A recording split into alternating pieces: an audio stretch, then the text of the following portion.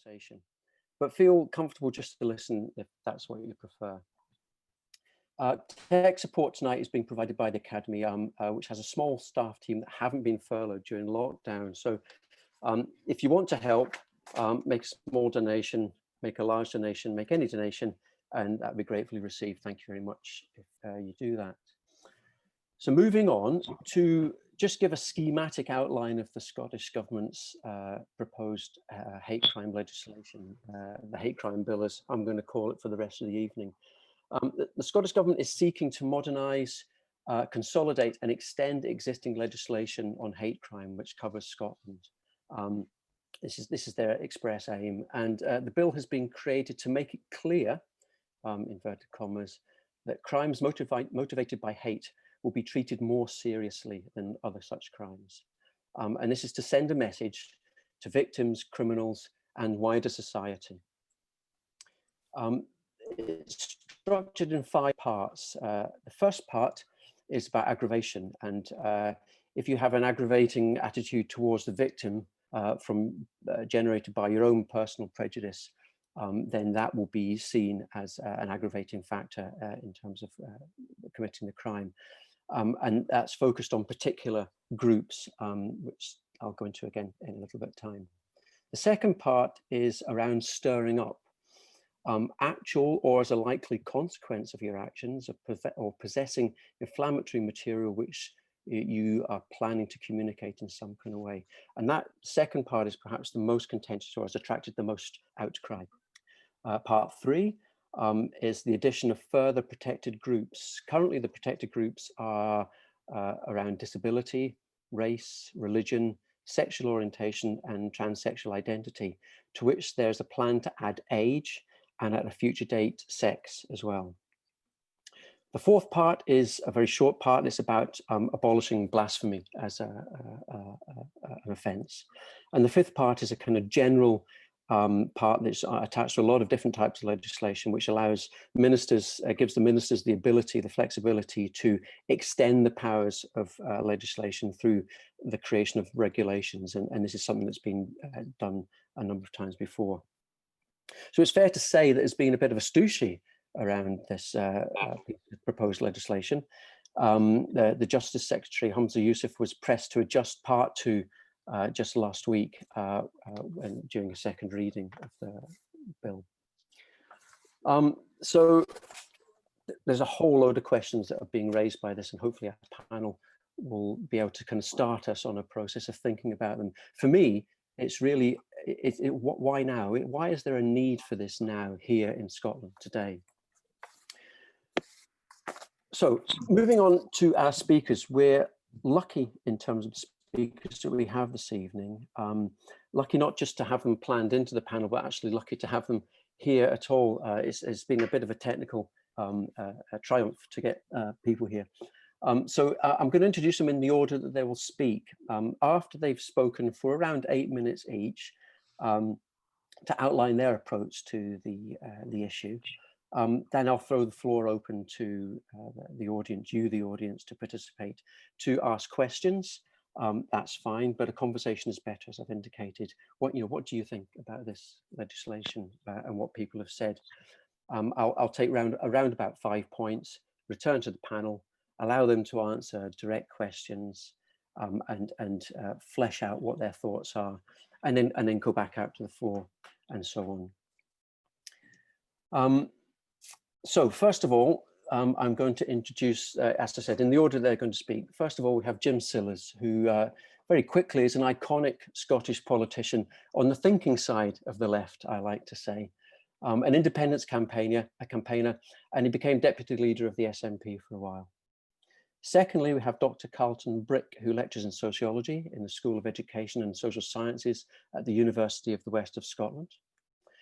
Thirdly, and my fingers are still crossed on this, we have Kate Copstick, who's an actress, television presenter, writer, critic, and producer.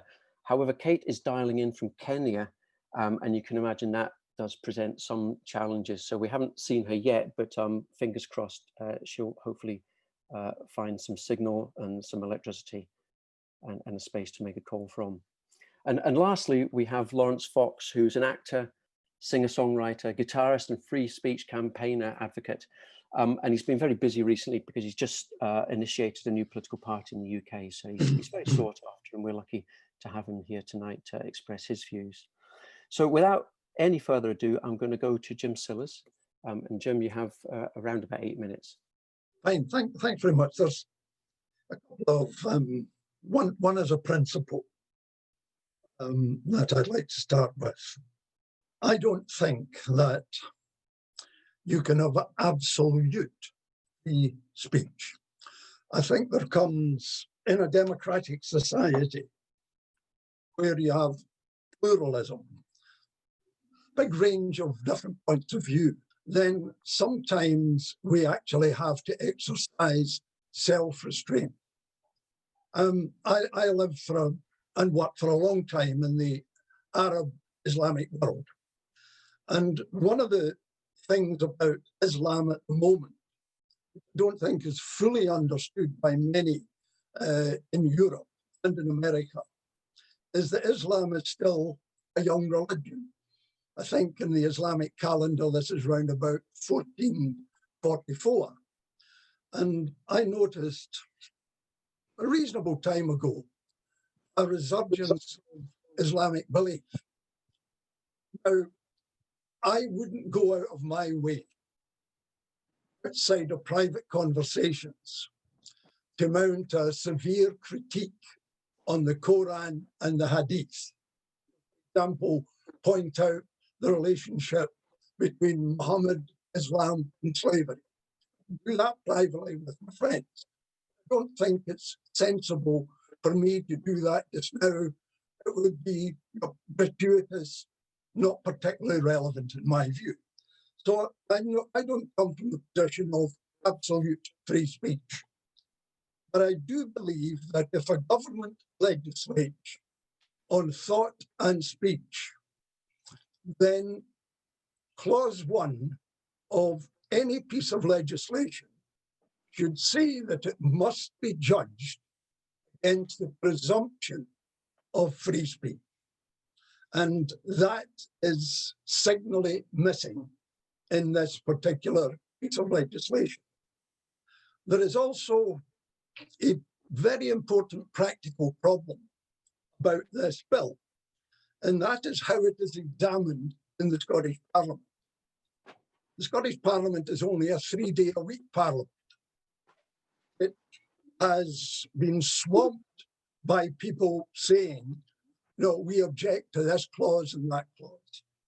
I doubt whether this bill, in the makeup of the Scottish Parliament's legislative procedures, it can be properly examined.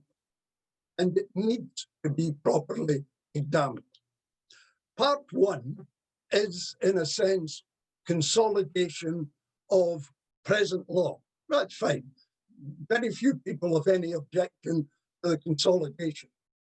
When we come to part 2 and part 3, we're into something you may say is likely to stir up hatred, even if you had no intention of doing so whatsoever.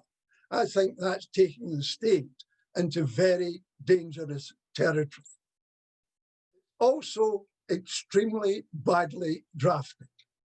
I think it's part 5 deals with, and Laurence will be interested in this, part 5 deals with plays in a theatre. The actor can be prosecuted. Now, it doesn't necessarily follow that the words an actor uses in a role are actually the things that the actor believes in. So, so we're placing actors in a very difficult position. The producer and director can, in fact, be prosecuted. The one that's missing is actually the author of the play. I don't know why the government has missed out the authors. Certainly in The Merchant of Venice, it would be very difficult to bring Shakespeare back into a Scottish court. So we've got bad legislation. I think also on the principle, how far do we want to allow the state to go into the realm of thought and speech.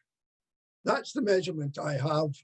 And I prefer in a democratic society, a civilized society, that we should be expected to use our own judgment and restrain ourselves if we think that we are going to injure people's deep feelings or deep beliefs gratuitously. I prefer to do it that way rather than have the government tell me and everybody else, this is the way you should think. And if you don't think, speak in a particular way, we will prosecute you even to the point of 7 years in jail. So I think it's fundamentally wrong philosophically and stupid politically. Brilliant. Thanks, Jim. Very clear, very well thought through. Moving straight on to Carlton now, please. Hi there. Just to follow on from what Jim's saying, I've got two main points, both of which kind of speak to the bill in particular, but hopefully kind of try and expand the discussion out a bit more broadly into look at the concept of hate crime in and of itself as a thing. I also hope, again, my comments are kind of directed around particularly what I perceive to be the kind of limited nature of some of the discussions in opposition to the bill, because both Simon and Jim have outlined how the bill is divided up into different sections, and almost all, if kind of, I think, without exception, the opposition to the bill and the kind of furore and the criticism of the bill have been centered around part 2 of the bill, which is that which kind of contains the elements in terms of the attack on free speech, the attack on performance, and the attack on kind of expression. However, this leaves part 1 untouched, and Jim commented that that's a fairly uncontroversial part of the bill. It's kind of fairly straightforward. I think it's actually where the detail of the bill is maintained, and it's where the devil lies within the bill. It's in the first part. So I want to say a little bit about that and expand on that, because in that sense, it's in part 1 of the bill where the attack on the notion of equality in the law takes place. So over the last couple of weeks, as Jim has said, the SNP have made some amendments to the bill, but these are predominantly around section 2 of the bill, part 2 of the bill, which are to do with the need to prove intent if in terms of stirring up hatred. So as it stands at the moment, there is no requirement in the propositions of the bill to prove intent. However, I kind of think the focus on the second part of the bill in and of itself misses the point in the nature of kind of hate crime and hate crime legislation more generally, which I want to expand the discussion out to a discussion around the kind of the nature of the law and the nature of equality in the law, which I think this bill is a product of and kind of threatens. The second point I want to make is in relationship to one of the dangers in perceiving the bill is that it becomes associated singly with a particular expression of SNP or Scottish nationalist authoritarianism. There's an element that of some of the critiques of the bill that see the bill as somehow very un-Scottish, as not part of a kind of Scottish egalitarian tradition. And I kind of think this is somewhat of a myth, and particularly in terms of looking at the way in which criminal justice policy and the ways in which social policy have developed, particularly in the post-devolution era, post-1999 in Scotland. The kind of policy has developed in a very kind of authoritarian, very interventionist way in terms of the kind of individual relationships, the kind of personal nature of interventions, the banning of smoking in public, drinking regulations, the use of health as a means through which to intervene in people's lives, the named person, etc., and anti-smacking laws. So the kind of there's a very recent history in Scotland of legislation of the state intervening in the minutiae, or attempting to want to intervene in the minutiae of individual lives. So I see the bill as part of that process, and I suppose the question we have to raise is why is this the trajectory? Why is this trajectory happening in terms of kind of, there seems to be this desire or this need to intervene in the kind of the minutiae of our relations. And in a sense, I agree with Jim wholeheartedly that at its essence, the bill, the hate crime bill, as it's formulated, is more than just a regulation of speech, more than just a form of censorship. It's a regulation or attempt to police and regulate what we think. And in a sense, this is kind of what the hate crime discussion is about, because one of the particular criticisms of the hate crime bill as formulated by the SNP is the problem over the kind of subjective nature of definitions of what hate is and the subjective nature over what harm is. And in many senses, that's kind of what hate crime is. It reduces the kind of objective measure and the objective demand for proof to the subjective. And this is where I see the real problem embedded in this bill, but also in the kind of the concept of hate crime more generally, which is kind of predicated upon the kind of attack upon the notion of equality within the law, which within the bill, just to bang on about the bill again, is kind of integral to the first section of the bill, part 1 of the bill. And it's in part 1 of the bill that kind of reinforces the shift from an objective measure of equality, that the law treats us as equal, to more subjective, more relative measures of equality, that the law, through creating the notion of protected identities and protected characteristics, allows for the state to use the law as a means to discriminate between subjects and individuals within society. So in that sense, I think the kind of real problem here is a general attack, a general degradation of the concept of equality.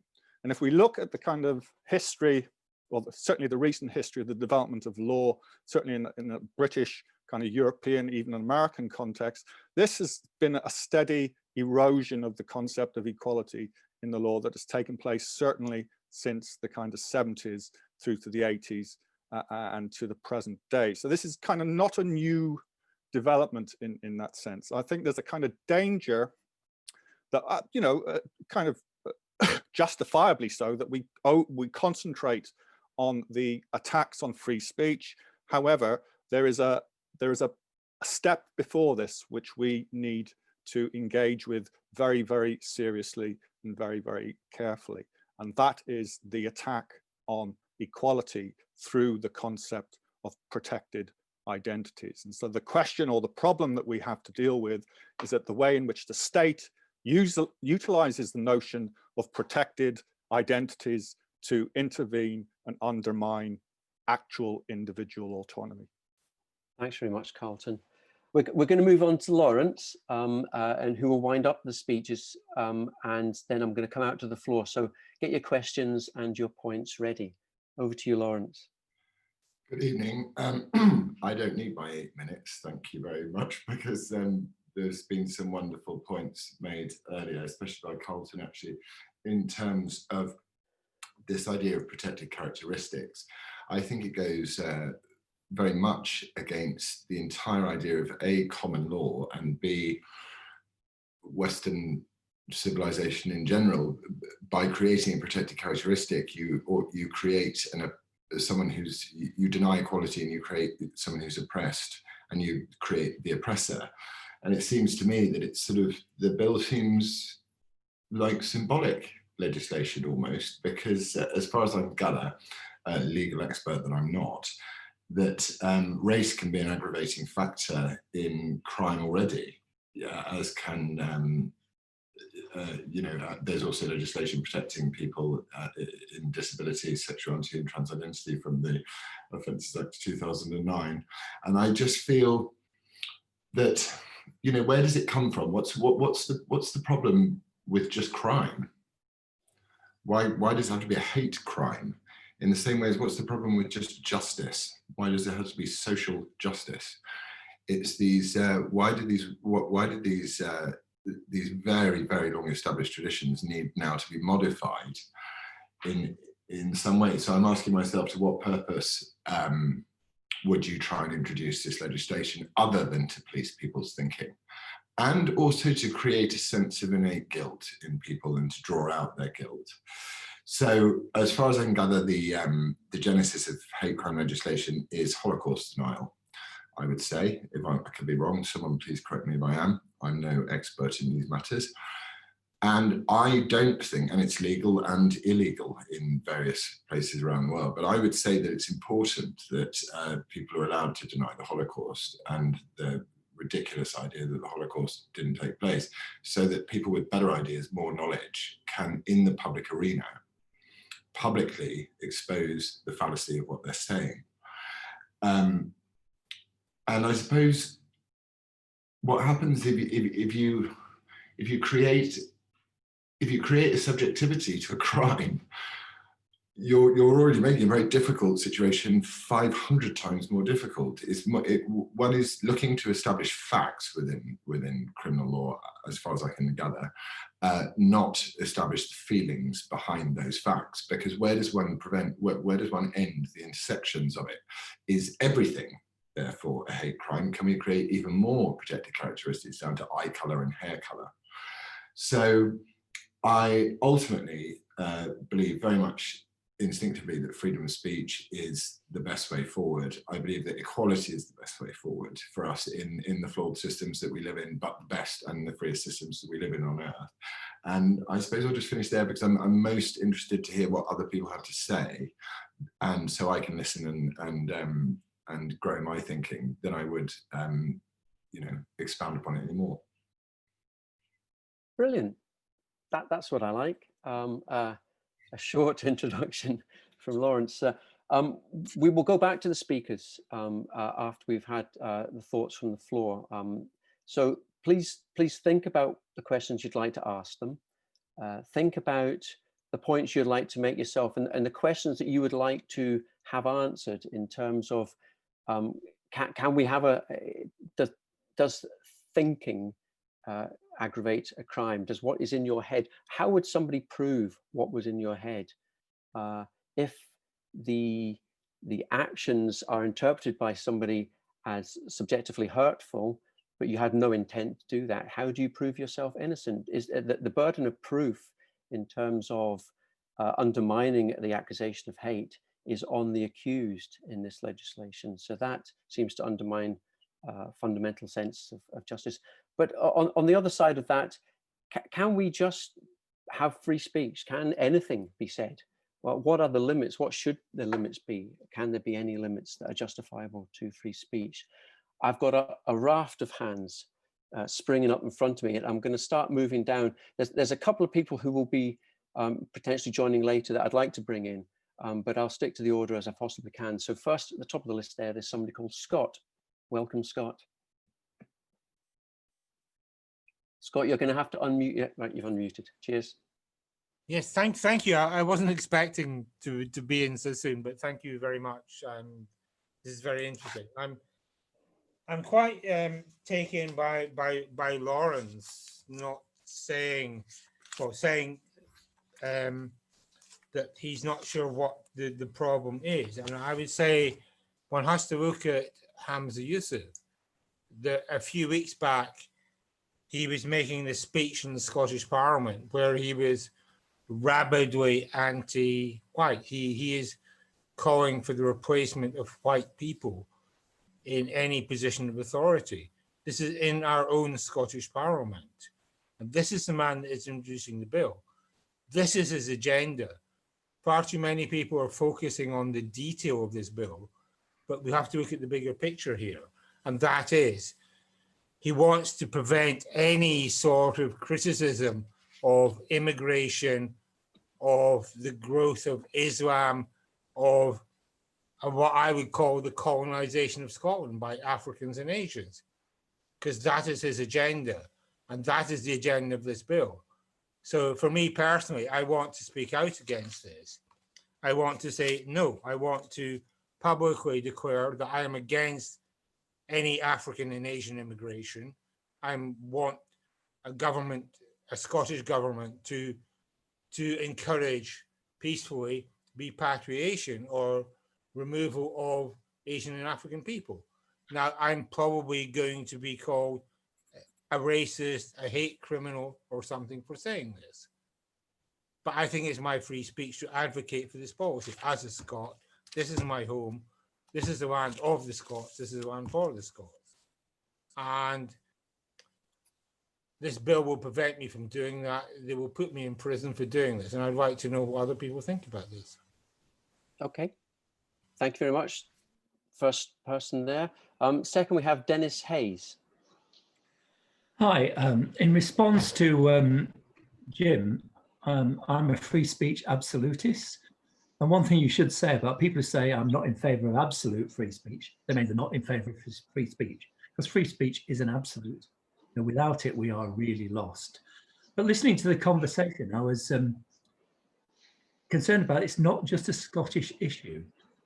If you look at the debates in America, and if you look at, really important for the discussion, the Supreme Court judgment in 2017, which is called Mattel versus Tam, which actually said hate speech is protected by the First Amendment. You have the right to speak hatred. It's part of your free speech defense.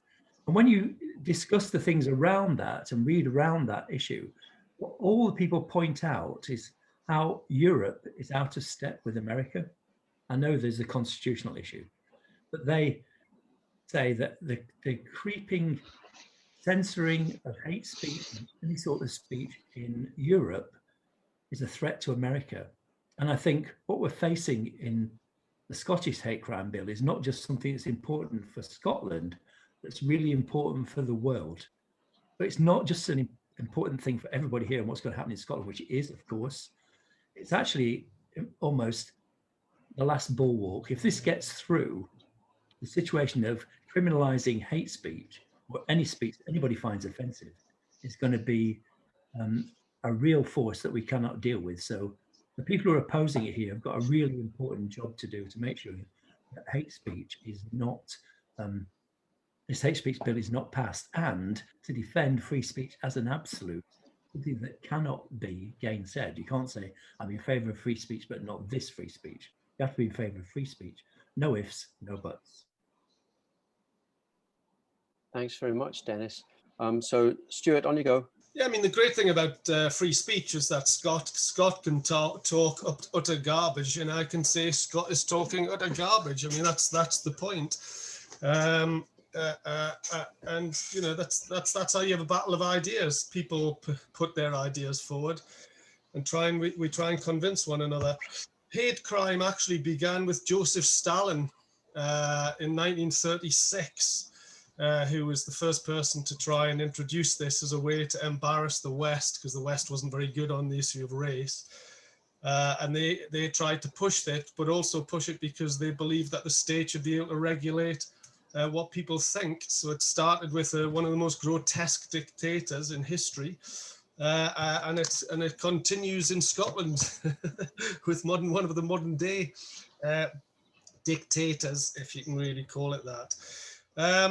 The point about the Scottish Parliament, I think, is they're not against, Hamza Yusuf isn't against whites, but they are against whiteness.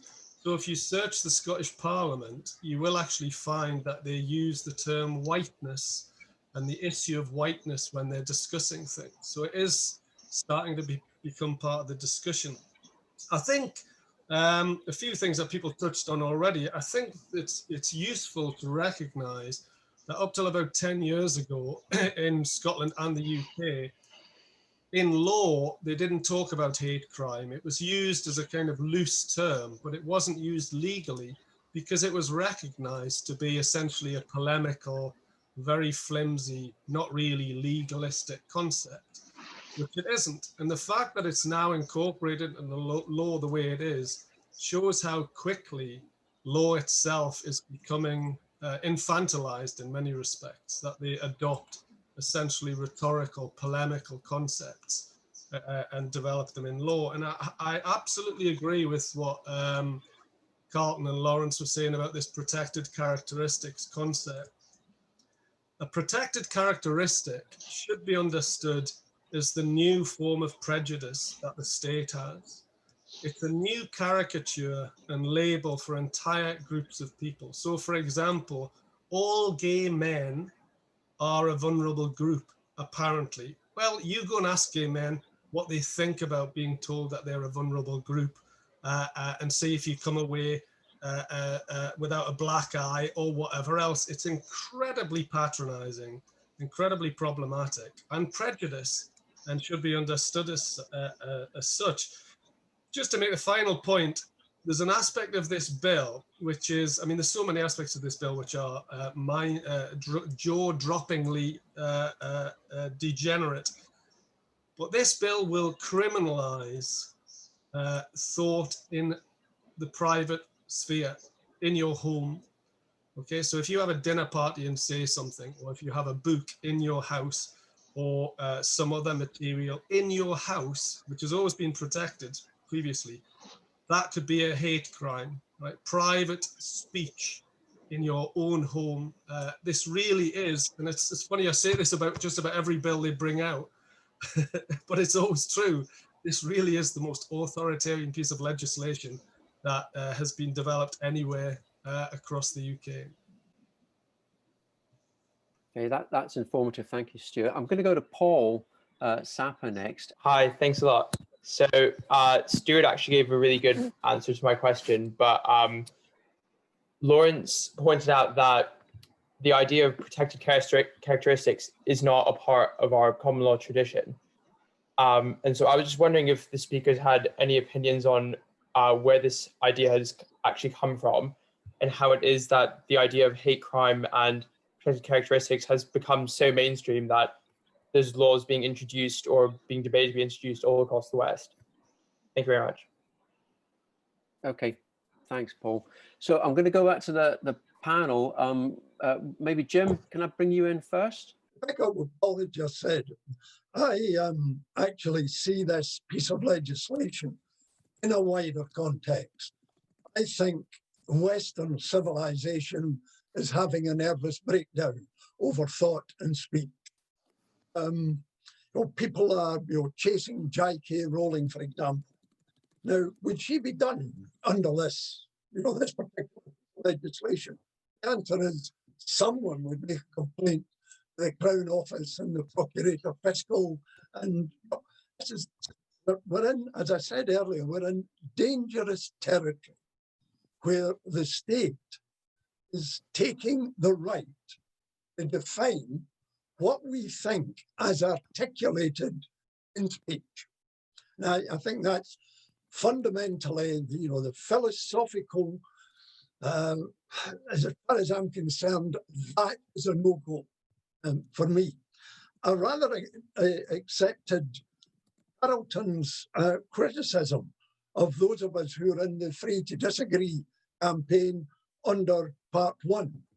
I had not quite thought about it the way that Carlton presented it in terms of an attack upon equality. Because if you look at the protected people in this bill, and if you look at Part 5, where in fact the minister can add to the number of protected people in future, with only what they call, the positive, laying down an order, not in any way primary legislation. He's going to take the power to lay down an order.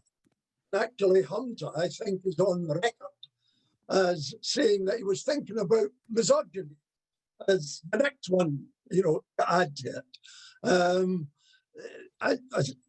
All I'm trying to emphasize is that if the law starts to discriminate between me as an older person and you as somebody at 40, then equality before the law has actually disappeared.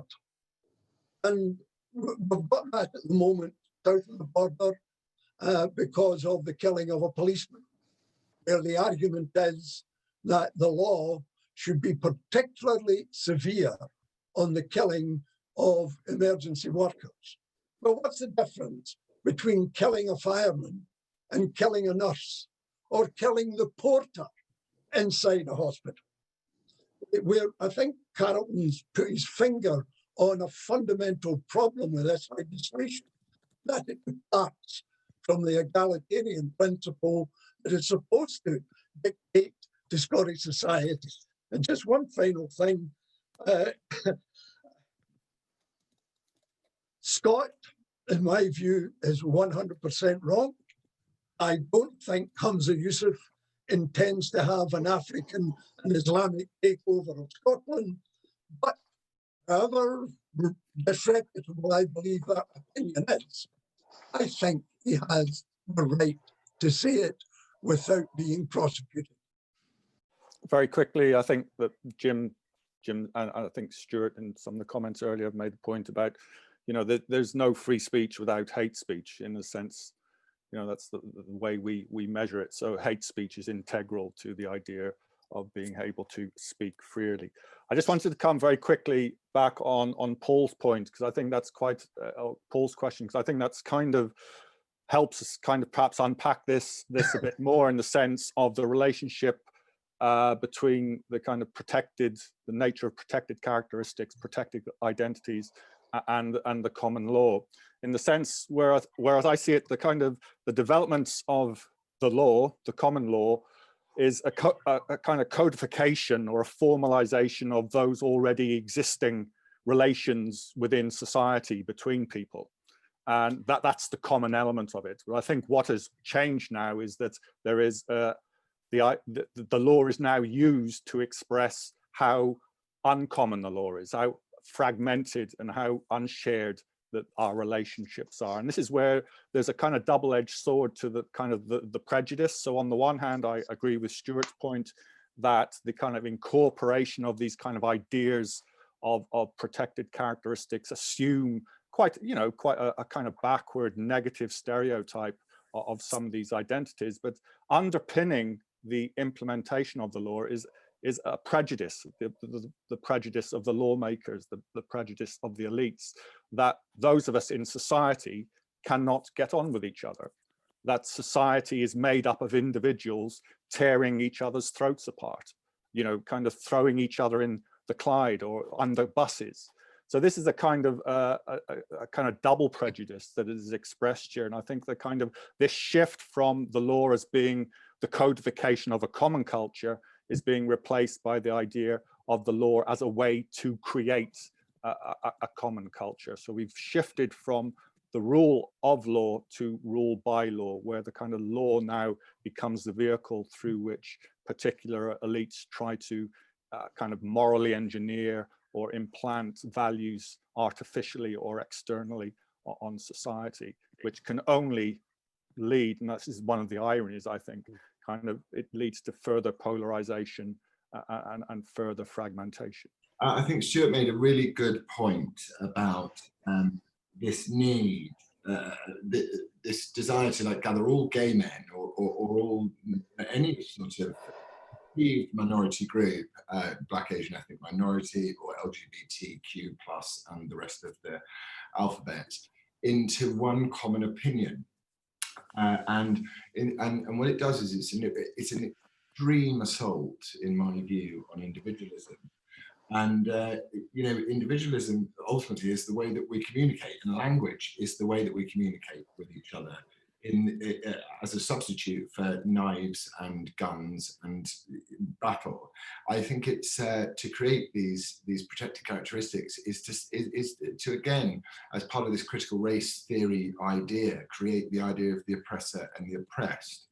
And it's very dangerous, and because it's extremely patronizing to people generally. So you should be able to say, I'm Scottish, or I'm English, or I'm British, and that then precludes your skin color, your sexual orientation, and all of this sort of thing, to the point where I actually have a black albino friend who is a gay Brexiteer, and everyone hates him, which is except me.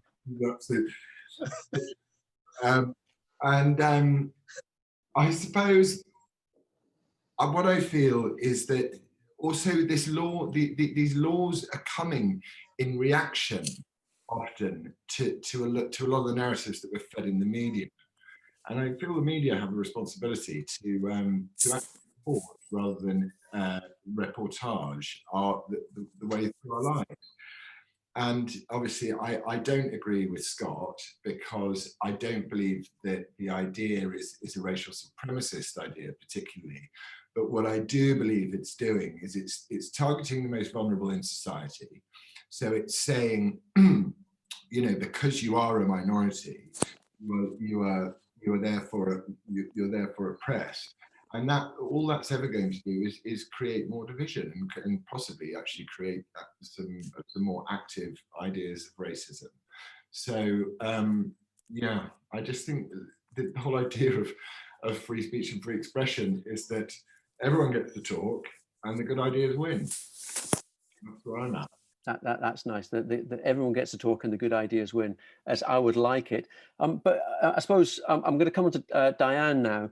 But just, I suppose, should there be any, just for people to consider, so should there be any controls on speech? You know, is there anything that should be maybe controlled that can be hurtful, or is hurtful okay?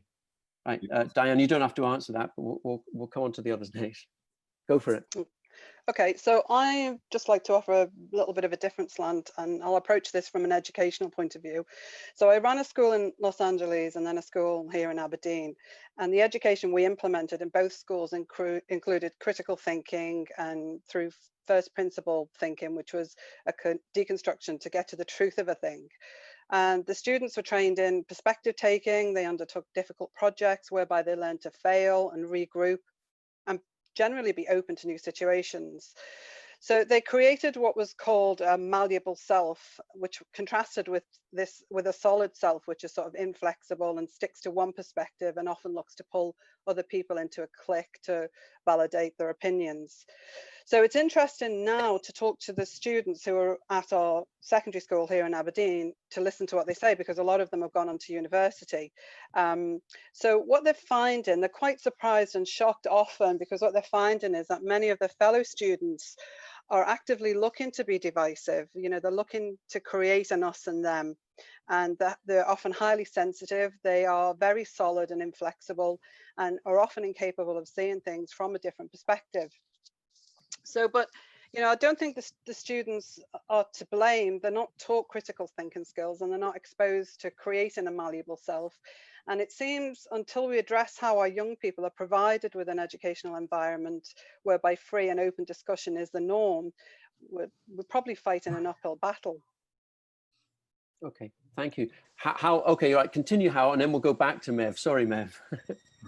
Yeah, no, it's splitting people into categories right out of the gate. So you have like people in these groups rather than seeing kind of society as a whole. So I forget who mentioned the idea like this is going to be an issue of there's going to be the state's trying to impose a common culture. I almost see it as the state is like putting people into categories and preventing kind of this open space where ideas are just shared between individuals, between groups, and that's how society progresses. So it's like very worrying to see that people would immediately almost be like segregated into spaces almost in this like medieval fashion. Okay, right, thanks for that. Right, back to Mev, and then Mo's going to come in after that. Hi, thanks for that. I mean, I've worked in the homeless sector for 18 years. One of the things I tend to do is take a fairly sort of street level perspective of these things, and that's the obvious question: is it going to work? And to me, there's absolutely no chance it's going to work, so why bother? When I look at people's behaviour, I mean, I can think of examples where infants have gently challenge the grandparents about their choice of language, and the grandparents are taking that on board and it will be right.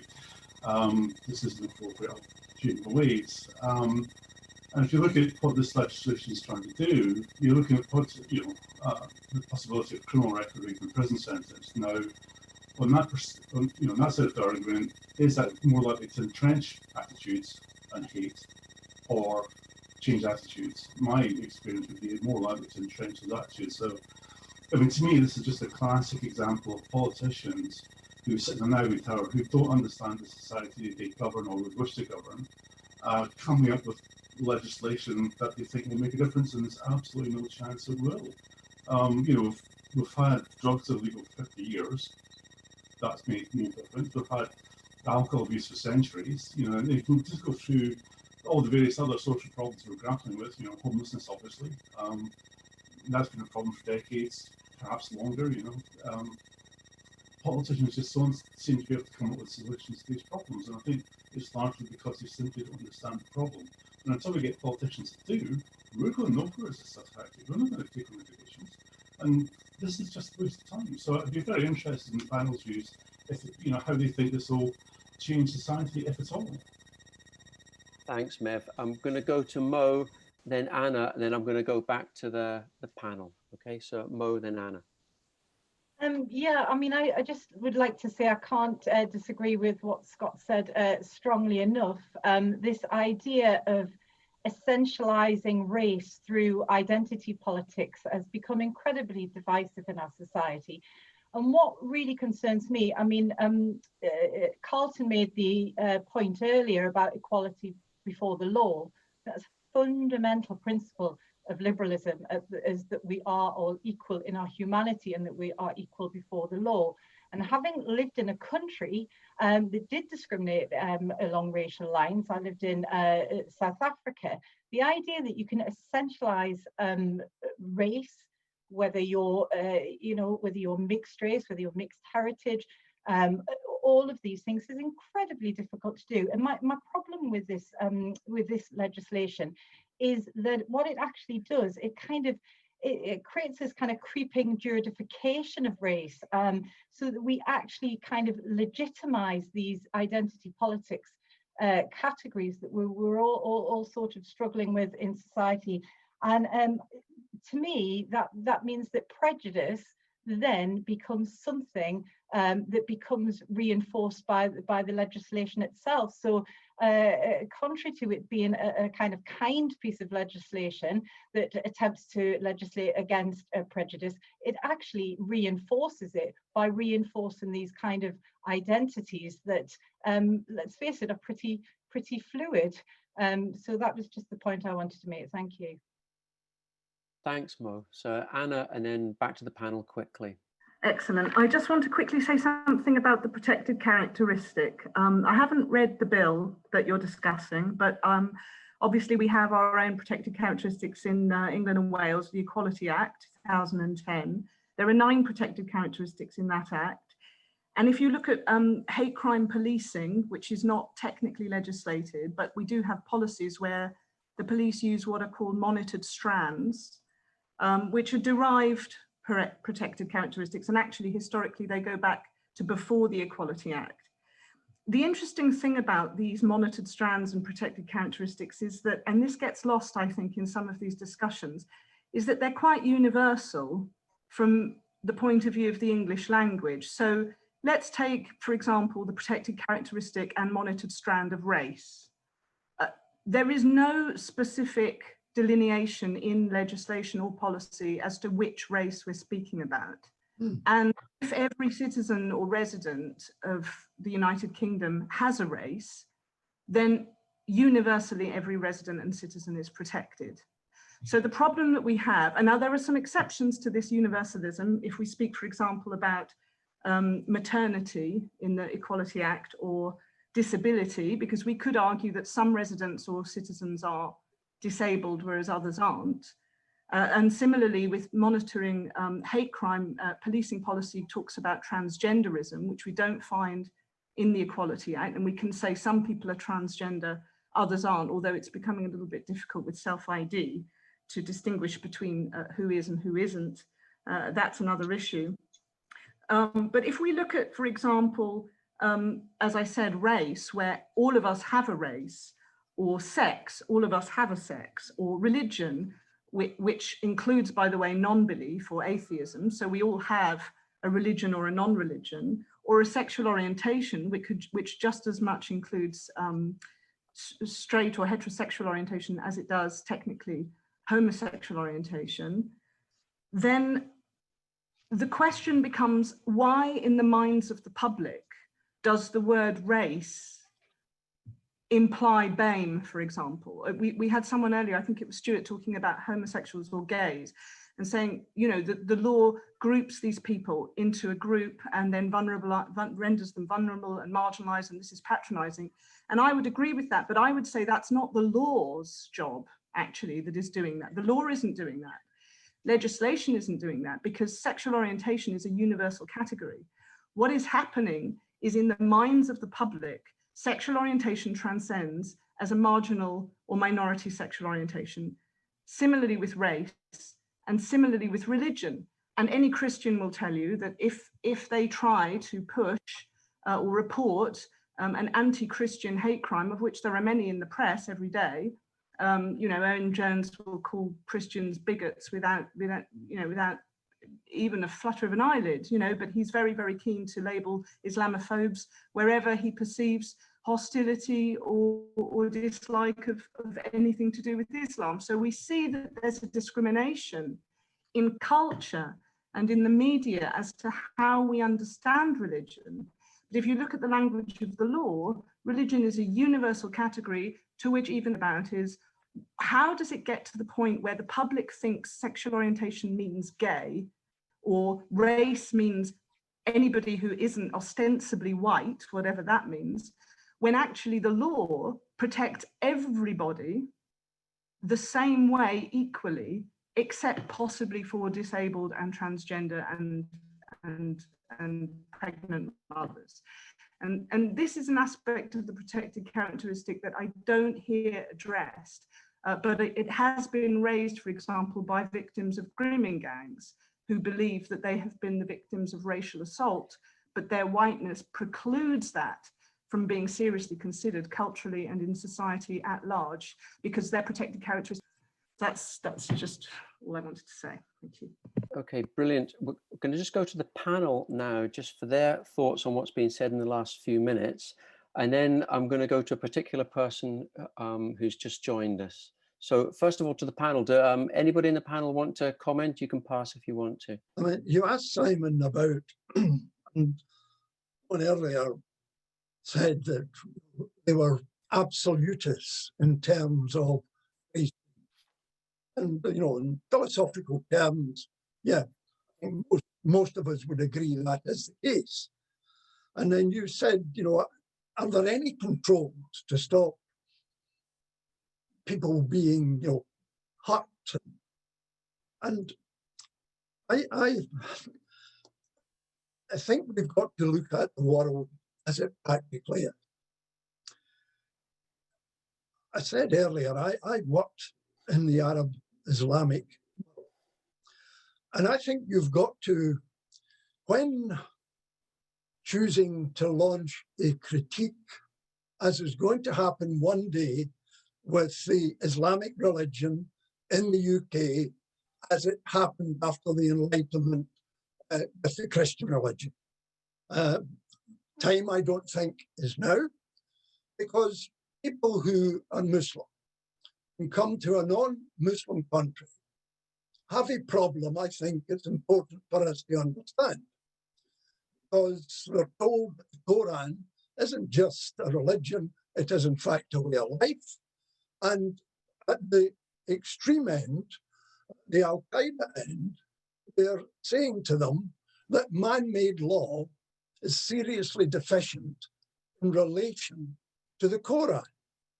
Now, at the moment, if we launched the kind of critique on the Quran that my generation launched on the Bible and Christianity, I think it would not only be hurtful, but extremely damaging to the ability of the Muslim community to assimilate or integrate, whatever word you want to choose, into our society and deal with this fairly fundamental contradiction. So yes, there are controls, but I said earlier, these have to be personal control, where you don't gratuitously say something that can cause damage to your community and society. Now, the next thing I want to say, I want to tell you a story. I grew up in the west of Scotland, where Catholic v. Protestant was a normal fact of life. Rangers versus Celtic, a normal fact of life. Bitterness and sectarianism.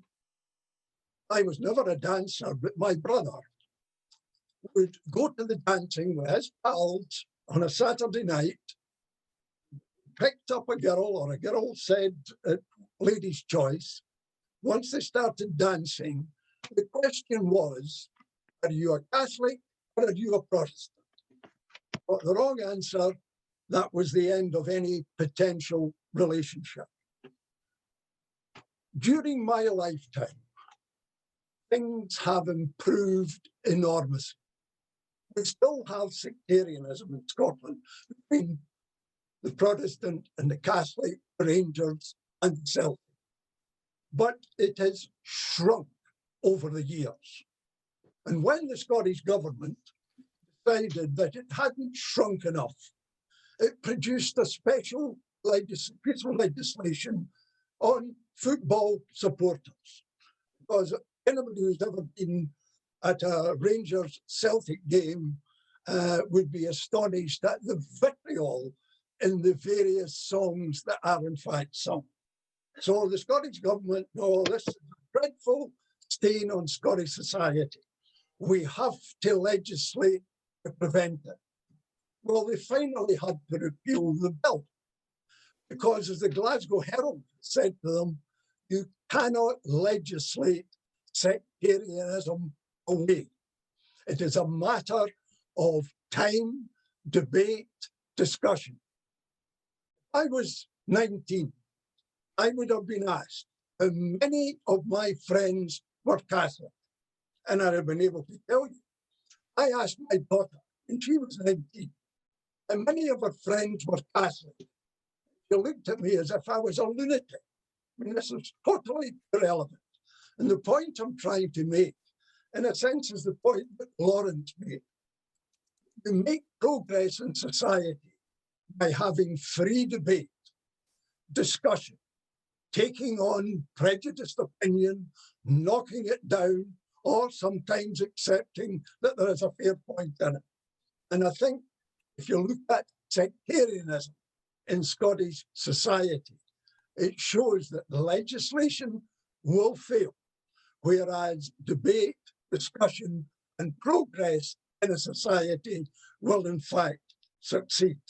And I think the fundamental error being made in this legislation is to believe that they can determine how we think and how we speak, and say certain thoughts and certain speech is unlawful.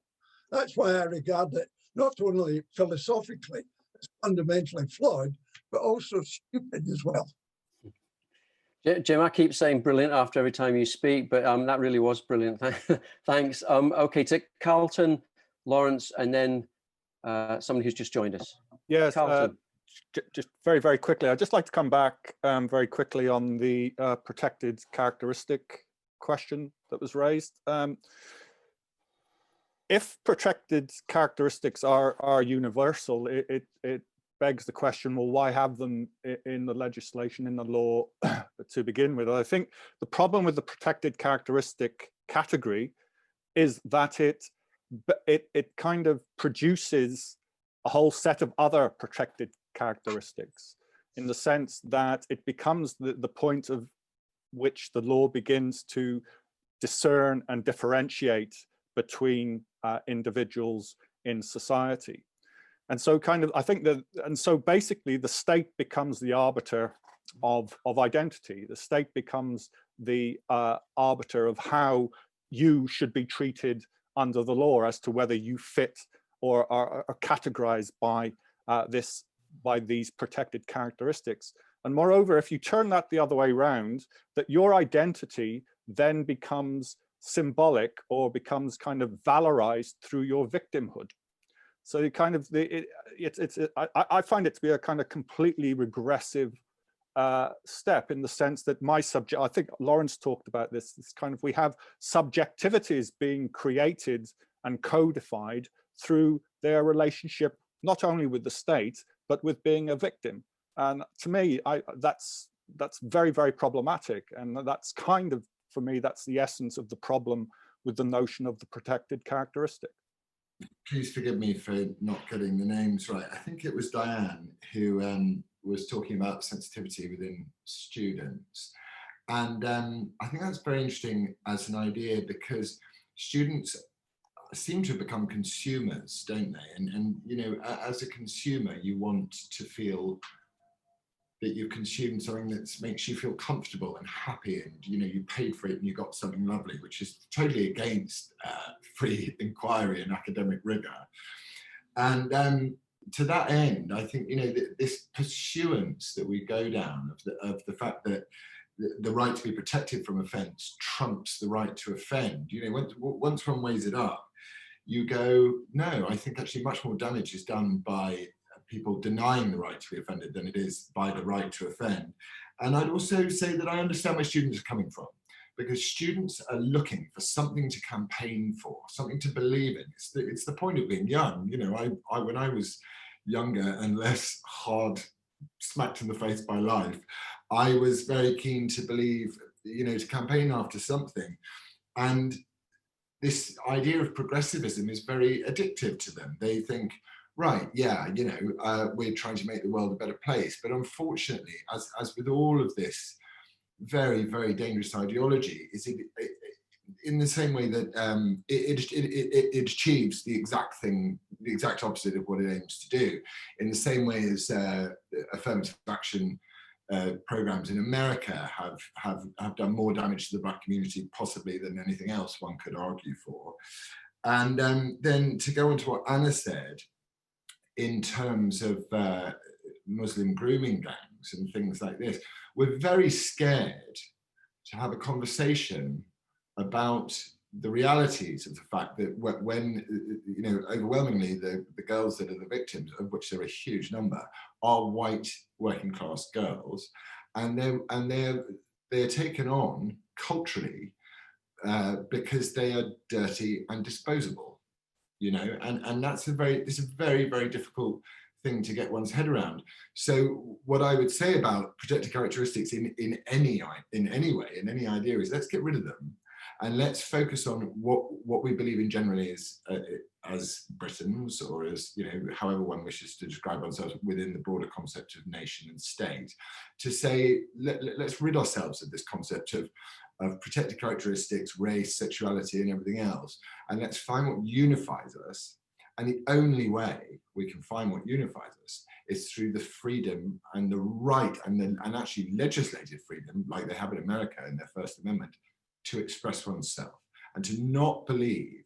You know, the other sort of thing that comes into my head all the time is when you come across this sort of woke ideology that bothers me so much, they're constantly going on about how wonderful we all are, how we're all very good people. But it might be an interesting idea to think we're not all wonderful people, and that requires a great deal of work and personal reflection and solid relationship with others.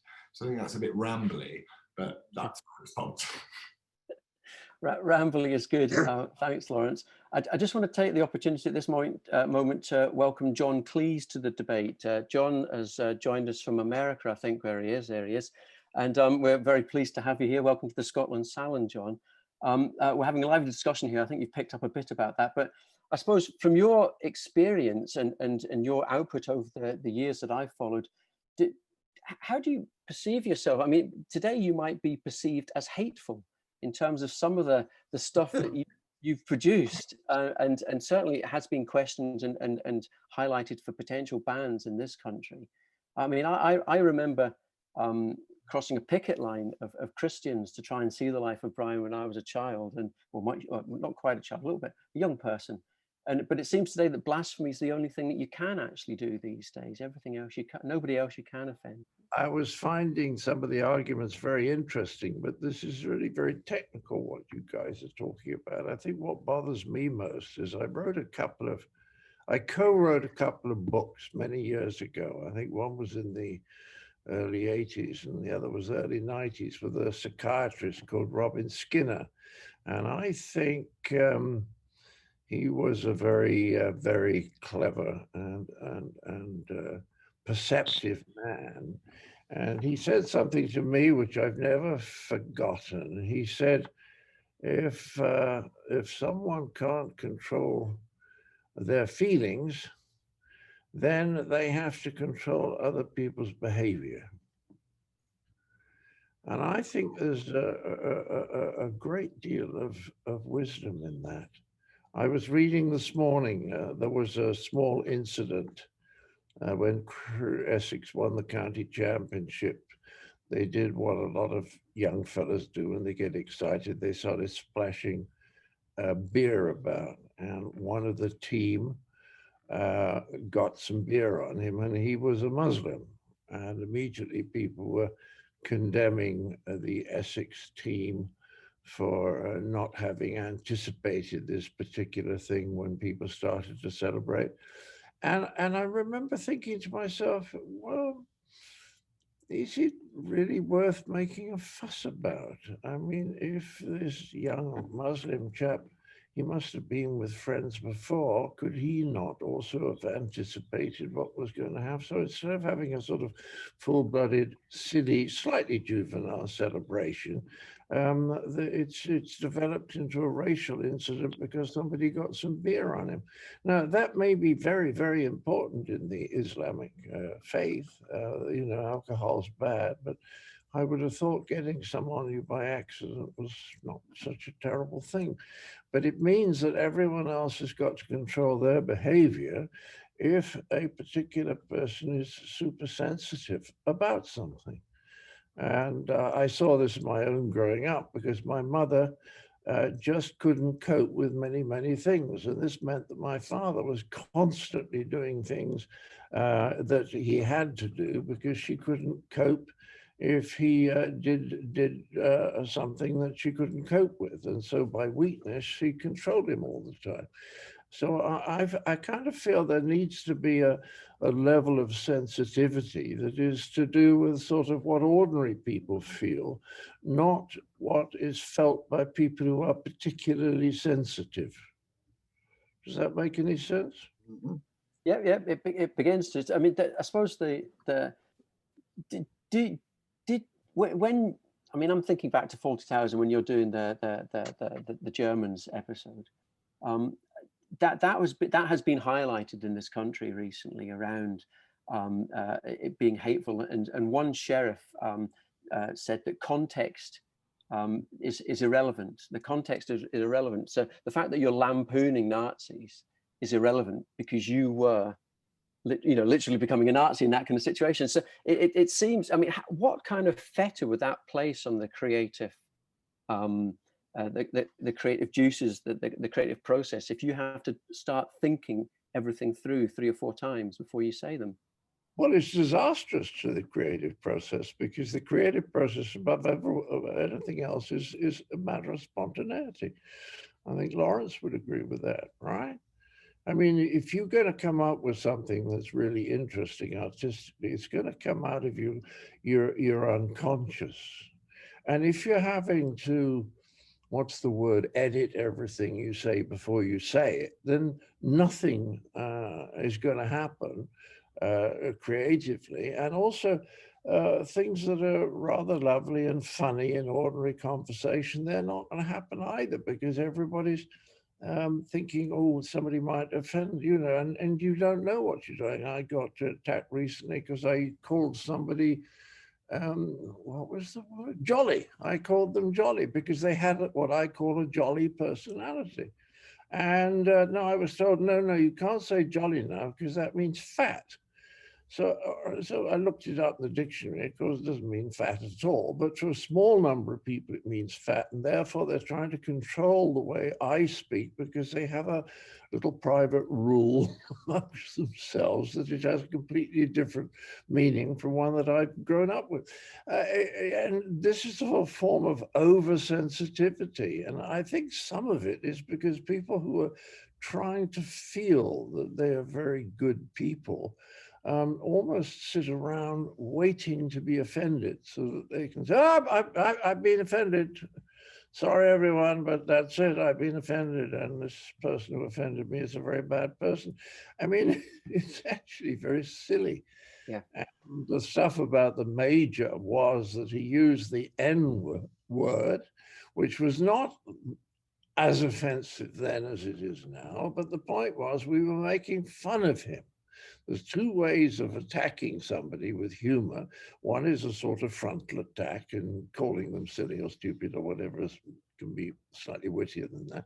And the other is to put words in their mouth that you want to discredit and make it clear that the person who is saying those words is not someone to be taken seriously. And obviously we were making fun of the fact that dear old Major was back in the 1930s, and we were therefore discrediting the words that come out of his mouth. But those of you who can remember Till Death Do Us Part will recall that that's exactly what Alf Garnett used to do. You know, Johnny Spate, the writer, would put into Alf's mouth words that he thought were funny because they were ridiculous. And then a small number of people said, thank God these things are being said at last. I mean, you simply cannot legislate for all these different kinds of attitudes. And I think we've got to take seriously the thought that people have got to become a little more stoical and a little less easily upset, because we don't want to run society according to the sensitivities of the people who are most easily upset. You know, it would be. We'll have to move on fairly soon. We'll have to move on fairly soon, John. I've got an awful lot of people that want to speak. Yeah, was there something else you wanted to tell us before you go? Listen in for a bit, if I may. I'm interested. All right. Okay. That's you're welcome to. You're welcome to. Right. So I'm going to move on to Joanna Williams now, please. Hi. Thank you. So I'm sure people probably know that the Law Commission in England and Wales has just produced its guidance for review of hate speech legislation in England, all 544 pages of it. And I've been having a read through that today, and it draws heavily. I think there's some very, very clear parallels with the Scottish legislation as well. Really, they're both coming from the same hymn sheet. And what's really obvious to me, I think that stands out from this Law Commission review, is just the sheer contempt for people that seems to just drip off every single page.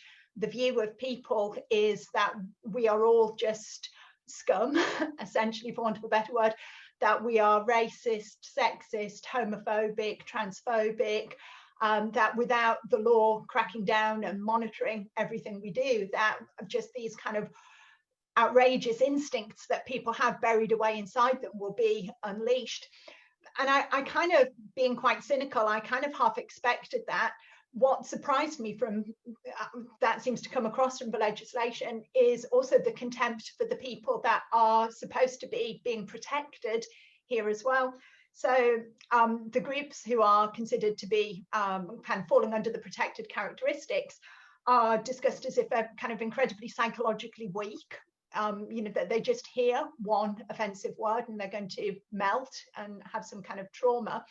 But also, and this is made quite explicit, that in certain communities there's an anger boiling up under the surface. And that if certain communities are offended, then they may not be able to be held responsible for their own actions. The anger that might be unleashed needs to be curtailed. And, you know, that's, people already said, a kind of very patronizing way to talk about people. It's also an incredibly insulting, and I would argue actually quite a racist way to talk about certain communities. It also comes across quite explicitly the role of the law in sending a message. This idea that society should be celebrating diversity, should be inclusive, and that the law needs to reflect that, and the law needs to promote these values very explicitly. And it's quite a very strange understanding of the role of the law to send social messages about how society should be right now. So I thought that was very, very interesting. I've got one final quick question just to end with. From my own research, looking at different countries around the world, it seems as if the beginnings of lots of this hate legislation really took off in the kind of mid-1960s, early 1970s, pretty much with hate speech in relation to race in quite a lot of countries around the world seem to go in that direction at the same time. So I'm just wondering, what was it about that time, about the kind of mid-60s to mid-70s, where it seems almost like a view of people or a distance between political and legal elites? Something shifted, it seems, around that time. And I'm just wondering if the panel had any views on why it was at that point in time that this really began to take off. Hi everyone. Hi, Laurie. Hi. I just think we're sort of heading down the path of a police state with this legislation. If you were to do something which someone took offence at, reported you to the police, in the first instance, the police are going to be the arbiters here. They're the ones who are going to decide whether it is a hate crime or not.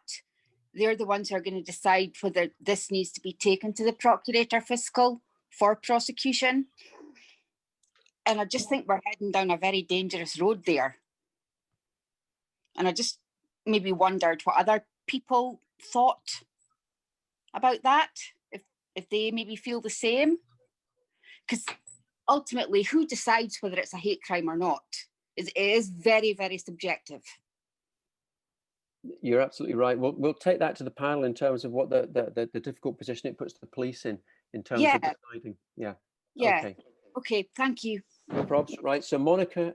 Glad you had John Cleese on, because the point I wanted to make was about the role of comedy and satire in society. It seems to me that this legislation is about, it comes from a very dark place. So normally satire, comedy, humor debate is the venue for debating and discussing areas where people don't agree. But it seems like this is an opportunity to, just comes from people who have a very serious mindset. Normally, people debate things like this with a sense of humor, with a sensitivity, and they don't come from negative emotions. And I can't help thinking that when legislation like this comes to be, it's coming from a place of fear. Fear of uprising, fear of problems from the minorities, and it worries me that, and also comedy has become very left-wing on the BBC, for example. So it also always when people get very serious about these things, there is a lack of sense of humor. We've only got to look at people like Hitler, for example, where they have an inability to laugh at themselves. And that worries me a lot. So that's all I wanted to say, really. Okay, we're going to go to Ewan next, and then we're going to try Jenny again. Thanks, Simon. I appreciate you bringing me in there. My 8-year-old son was astounded when he spotted Basil Fawlty coming on the Zoom call there. Oh no, he was not, apparently. That's what he says. Thank you for the contributions tonight. I'm really sorry that I missed Jim's contribution, my fellow Scottish independent supporting Brexiteer, who's always got a few coherent comments to make, especially on this kind of thing. The thing that really worries me about this is it seems to be part of wider and deeply sinister lurch by the Scottish government to increasingly bureaucratic and authoritarian legislation that is fundamentally inconsistent with the trajectory of Scottish society as a whole. I'll explain what I mean by that in just a minute, but what concerns me is it also seems to be embedded in the almost vice-like grip that the SNP currently has on Scottish politics. I think when you look at things like the Offensive Behaviour at Football Act, the named person clause that was in the Children and Young People's Act, the smacking ban, even some consider the same-sex legislation also as part of that. But really, this for me is the most lamentable and concerning piece of legislation I've ever seen emerging out of Holyrood, and I'm absolutely in agreement with Stuart Waiton on that. I think the point that I would want to raise, and this relates in part to the fact that I think that personally I think the SNP might have overstepped the mark here, and that's actually going to be my question for the panel, and particularly Jim, who obviously is still a member of the SNP. How I'll never work that out, but the fact that there's been, you know, the number of responses in the consultation quite surprises me, because the only thing that's ever come as close to this was the bill on same-sex marriage in 2013. There were over 1,400 responses to that consultation. To this, there were over 2,000. So I'm very uncertain if this is actually going to make it through.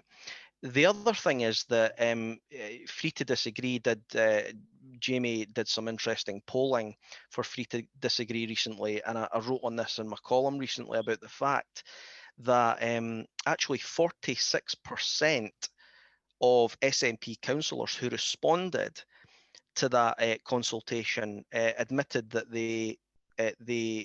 only 46% actually said that they supported the bill. Less than half of SNP elected councillors who responded said that they supported this, and an equal number, 46%, also said that they either didn't support the bill or were very unsure about the content of the bill. So I suppose my question is, as the SNP continues to go down this route, this trajectory that I think is fundamentally out of sync with Scottish society, is this the point at which they have finally overstepped the mark? And as I say, I would love to hear the panel's thoughts on that, but particularly Jim. So I'm going to go back to the panel. So should we try Jim now? Because Jim, there's a couple of direct questions to you there. Yeah, I'm still in the SNP despite the present leadership. Internally in the party, I think things are very bad. And I really basically hope for better days. But I'm on the outer fringe of the SNP. So, you know, my comments are always taken as, oh, he would say that anyway. So I've been in it since 1980, and I've been invited to resign by some people. I have no intention of doing so. I just hope for better days. Now, has it overstepped the mark on this? I think as far as civic Scotland is concerned, the answer is yes, and they will have to retreat from where they started with this bill, because it should be recognised by everybody that it's not just people like me and others who are opposed to it. Police don't like it. Lawyers don't like it. Even the judges have come out and said don't like it. So the people who would actually have to implement it, interpret these very subjective terms, they don't want anything to do with it, and hope, basically, I suspect, that it will in fact go away. And my concern is there doesn't seem to be a realization in the government of the practical problems that are going to arise. Now, I'll give you an example from the sort of present English Scotland bit of needle that's there. Douglas Murray, who's a very good writer, right-wing writer, writes for the Telegraph and the Spectator. He had an article in the Telegraph, which was the most insulting to Scots I've read for a considerable period of time. More or less saying, if you lot, you're so stupid and so ineffective and so, lacking in ability, if you get your independence and you'll just be like, and he named a couple of the worst countries governed in the world at the present time. Now, the bill actually contains protected people on nationality, and the Telegraph is published in Scotland. So if this legislation went through, and bear in mind we're likely to get a referendum sometime, the debate will be quite bitter, and there's signs of bitterness south of the borders, English people wondering what the hell you want to go away from us for, and you're deficient, and that's come through. Well, Douglas Murray would be up for prosecution. Now, I don't want Douglas Murray to be prosecuted. I got to say to Douglas Murray, well, actually, Douglas, I'm as clever as you are, and the rest of my folk up here are just as clever as you folk down south. But you've got an opinion about us, hunky-dory, that's it. Doesn't worry us anyway whatsoever, and you just laugh it off. But this is the practicality that will arise from this bill if it becomes an act. And that's the practicality. But I've got a wider and deeper concern. We live in a world where the Western hegemony has ended. It lasted almost 400 years with economic power, diplomatic power, military power over other countries. When I was a boy, for example, if you wanted to say something was really bad, you said it was in a worse state than China, which was almost true at that time. Well, that period of world history is over. It's going to be the Asia-Pacific or the Indo-Pacific region of the world, which is going to crash ahead. And I don't think you find in those Asian Indo-Pacific countries anything like the intellectual tangle that we are in the West. I said earlier, I think we're having a nervous breakdown over thought. But the long-term damage is, in my view, quite profound. Because if you've got a part of the world which is crashing ahead, as it is, and is going to become the dominant part of the world, in order to have a better balance in that world, then the West has got to assert its position in the global situation. But if we destroy the intellectual integrity of our Western societies, then we don't progress and we don't even stagnate. We will, in fact, regress.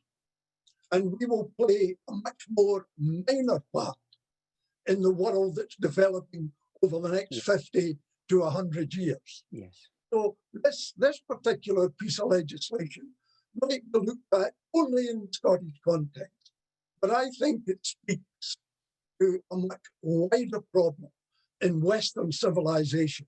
And that's one of the anxieties I have about it. But this is the last thing I say tonight.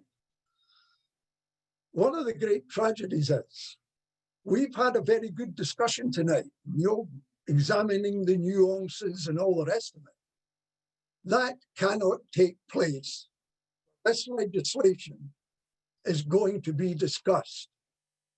You don't have long discussions in the Scottish Parliament.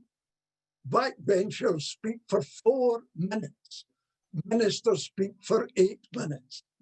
Now, how do you expect those people to dissect this bill with all its profound implications in a system like that?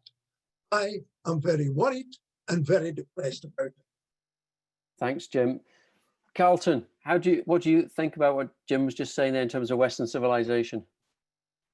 Blimey, start off with small topics, why don't we? Western civilization, yeah. Well, I kind of agree with Jim's point there. Can I talk about Scottish civilization? Yeah, for yeah, a wee yeah. bit, if I might. So I'm kind of intrigued by Ewan's kind of question. Has the SNP overreached itself here? And I kind of think there is an element, or there is a sense that this is perhaps a step too far for the SNP. And kind of one of the striking things that how badly, what a bad piece of legislation it is in terms of kind of its legal premise and how clumsy it is and things like that. But I kind of think there's a sense that we're in danger of, to a degree, fetishizing the bill in and of itself, because I very much see the bill as a kind of quite an extreme manifestation of the same tendency which has resulted in Edinburgh University distancing itself from the Enlightenment philosopher David Hume because of his apparently racist views. So I kind of think there's a much more integral kind of widespread element that kind of Jim's touching on. So the bill in of itself is very, very problematic. But I kind of think if the bill falls, if the bill is repealed, or certainly if section 2 of the bill is kind of undermined and repealed, I still think these themes and these problems, particularly the attack on equality, particularly the attack on the ability of personal autonomy, the legacy of the Enlightenment, and these issues will still shape the trajectory, certainly I think, of Scottish politics for the time to come. And as we know, these are the kind of salient themes that are dominating certainly the wider Western discussion. So it may be the case that the SNP has overreached the mark. However, given their relative dominance, and I'm sorry to say the general apathy of the kind of Scottish electorate, and of the distinct lack of opposition to the SNP, as Jim has noted, in the Scottish Parliament, it won't be the end of the SNP in no way. But I kind of think that if the bill falls, these problems are still going to be there. These themes are still going to be quite salient, and as we've seen, I think the attempt by a kind of intellectual class in Scotland to distance itself from the Scottish Enlightenment is equally as problematic as to what's contained, and it is born of the same motivation, a kind of distrust of individuality, a distrust of autonomy, and a kind of a sort of year zero approach to history. So I see it not simply in terms of the bill itself, but I think the trends that the bill exemplifies are much more prevalent and evident in Scottish culture and kind of British culture more generally. We're going to go to Laurence, and then I'm going to go to, there's a lot of names that I can see that I know. I want to bring in Madrid next. Where is he? Alex Cameron will come in after Laurence from Madrid, and I need everyone to keep it pretty short because we're running out of time. Laurence. Hi, yes. So I would just quickly like to drag us back to what John Cleese pointed out. First of all, I just want to say, Jim, I hope I'm as articulate as you are one day. But what John was talking about is it was one of the few things that we refuse to collectivize, which is good manners. essentially, and a shared and mutual respect that one doesn't have the worst intent to one another. And that's a very intuitive thing within people. It's very hard to legislate intuition. And one of the saddest things that comes with it, having been a former creative myself, I hope to be able to create a space where I can be one again, is that creativity is the casualty here as well. And once one allows offence and to collectivise victimhood and to see offence as the victory in the dialogue between us all, you destroy communication. And I think I would then go to what Joanna was saying about language. And in no uncertain terms would I say this is an absolute assault on our language and the way that we communicate in a way to divide us. And my big fear is it may be actually the end game of capitalism, that we've created the very demons that are going to destroy us. I hope that's not true. And, you know, in terms of the legislation, I think the only way one could ever even have the vaguest chance of getting this stuff through is by hook or by crook and hoodwinking everybody in. I think there's no way, if you put this to the public debate properly, anyone would ever buy it for a second. End of. Great. Okay, right. So Alex and then Marcus. Sure. Don't worry. I think Carlton, I just wanted to draw attention to Carlton's points. I think they've been amazing. This is not just about this bill. This is a broader problem. Okay. Thanks. We got that.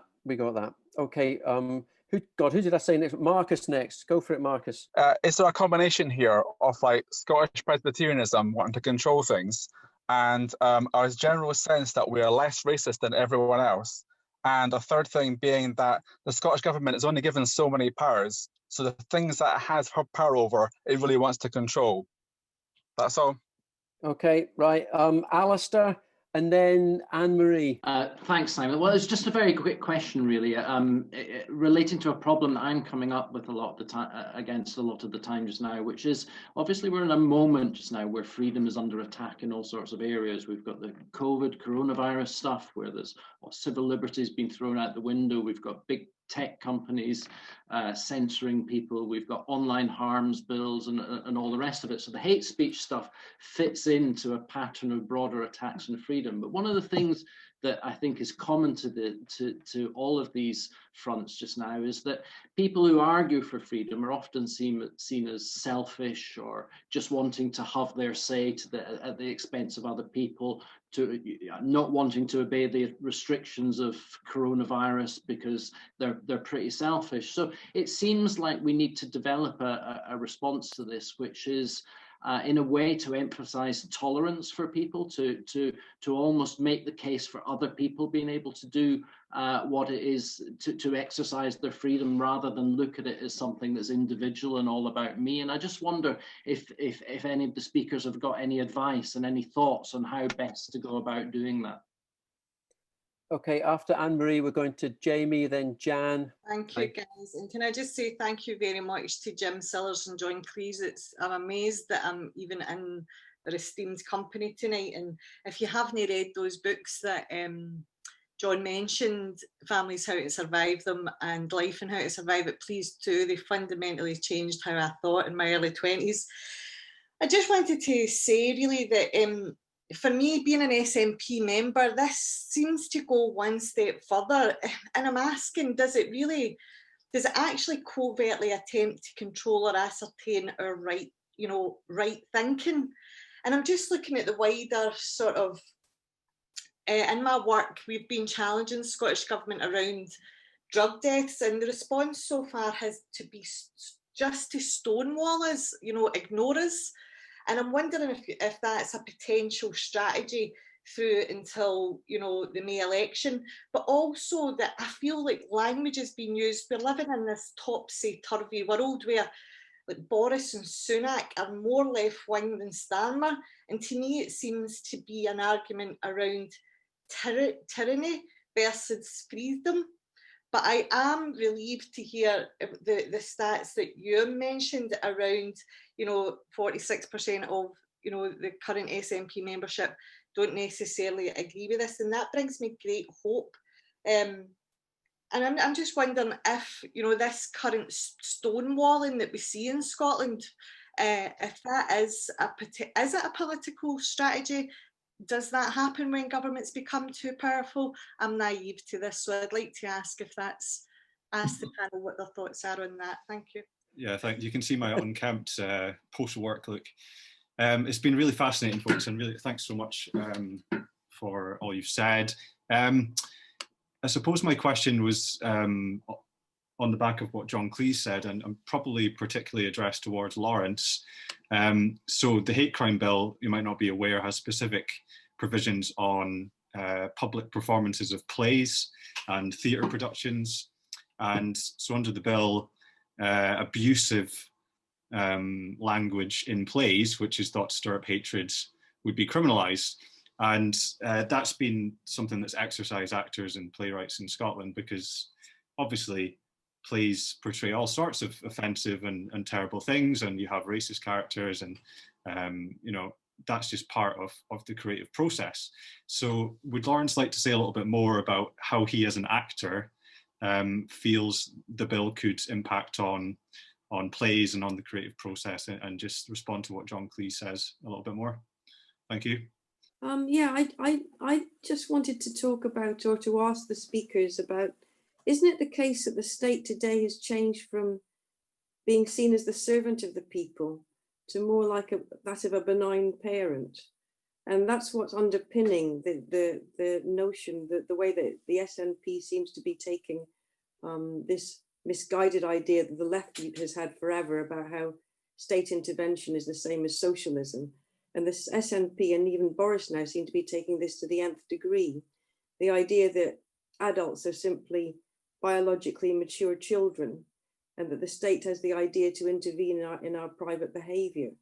And I think that isn't that an indication of how we've seemed to have lost this idea of the Enlightenment, of citizens as something quite special, as free human beings, adult human beings. And today we have a completely different conception of the state, and that needs to be turned around, and the state needs to return to being the servant of the people. I don't even think that it was for a very long period in history seen as the servant of the people. It's just this brief blip.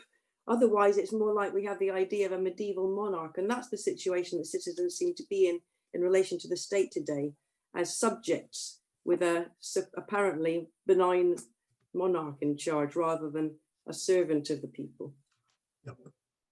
Thanks, Jan. I'm reliably told that John Rowland is in actual fact Jenny Cunningham. So we're going to go to John Rowland now.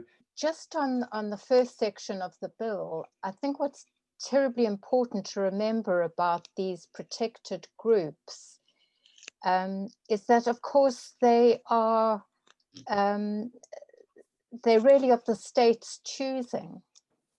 You know, the state decides who these protected groups are going to be, and both in England and in Scotland, they've decided on this list of groups.